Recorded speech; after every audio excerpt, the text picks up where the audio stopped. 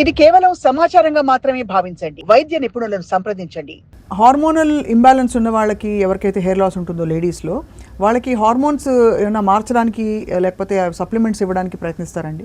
డెఫినెట్గా ఇప్పుడు మా దగ్గరికి వచ్చినప్పుడు మొత్తం ప్రొఫైల్ చెక్ చేస్తాము, హార్మోన్ ఇంబ్యాలెన్స్ ఏమన్నా ఉందా అని. అండ్ హార్మోన్ ఇంబ్యాలెన్స్ ఉంటే వాళ్ళు దానికి కూడా ట్రీట్మెంట్ తీసుకోవాలి. Along with the hair loss and excess hair, facial hair ఉంటే దానికి ట్రీట్మెంట్ ఇస్తాము.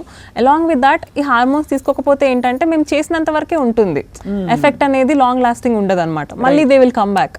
రైట్. అట్లా పురుషుల్లో బట్టతలు ఉన్న వాళ్ళు ఈ పిఆర్పీలు అవి చేయించుకుంటే డస్ ఇట్ హెల్ప్ అండి టు రెస్టోర్ హెయిర్? పిఆర్పి ఒక్కటే హెల్ప్ చేస్తుందని నేను చెప్పలేను.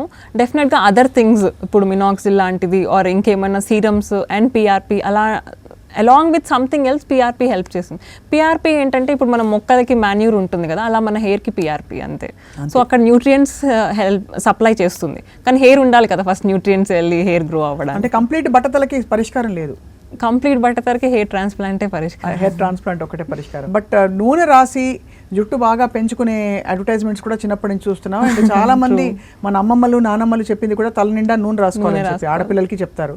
అది ఎంతవరకు హెల్ప్ అవుతుందండి అంటే హెయిర్ని కొంతవరకు పోషించడానికి? కోకోనట్ ఆయిల్ ఇవన్నీ గుడ్ ఇన్ న్యూట్రియంట్స్ అండి, అవి అప్లై చేసుకోవచ్చు. దానివల్ల అంటే డెఫినెట్గా ఇట్ హెల్ప్స్, హామ్ ఏమీ ఉండదు. కానీ కొన్ని కండిషన్స్లో లైక్ డాండ్రఫ్ ఇలాంటివి ఉన్నాయనుకోండి, అది నూనె వల్ల ఎక్కువ అవుతుంది అనమాట. సో కండిషన్స్ కొన్ని హెయిర్ డిసీజెస్లో నూనె వల్ల ఎగ్జాగరేట్ చేసే ఉంటాయి.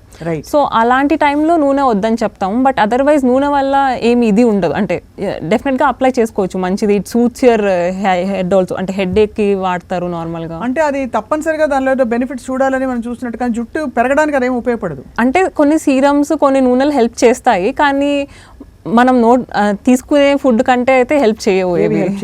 ఇవన్నీ అంటే అది భ్రమ మనకి, అంటే తొందరగా 2 నెలల్లో బోల్డంత జుట్టు పెరిగిపోతుంది. జుట్టు పెరగడానికి నూనె రాసుకుంటే ఎంత జుట్టు వస్తుంది అనేది అయితే నిజం కాదు, అది నిజం కాదు. రైట్.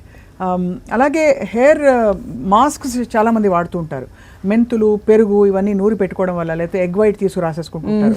నిజంగా జుట్టుకి, స్కాల్ప్కి పడుతుందండి? ఇవన్నీ ఏంటంటే కండిషనర్స్ లాగా పనిచేస్తాయి. ఇప్పుడు హెయిర్ మాస్క్ ఎక్కువసేపు పెట్టుకుంటే ఏమవుతుందంటే ఫ్రిజీనెస్ తగ్గుతుంది, కొంచెం స్మూత్ అవుతుంది హెయిర్ డెఫినెట్లీ. కానీ దానివల్ల హెయిర్ పెరగడం అనేది అంత నోటెడ్ కాదు. దాని బదులు మనం తినే ఫుడ్లో, అంటే ఇప్పుడు డ్రై ఫ్రూట్స్ పొద్దున ఒక 4 dates, ఈవినింగ్ ఒక 4 dates, ఆల్మండ్స్ ఇవి యాడ్ చేస్తే they will definitely help, because అవి రిచ్ సోర్సెస్ ఆఫ్ న్యూట్రియంట్స్ అనమాట. అందుకని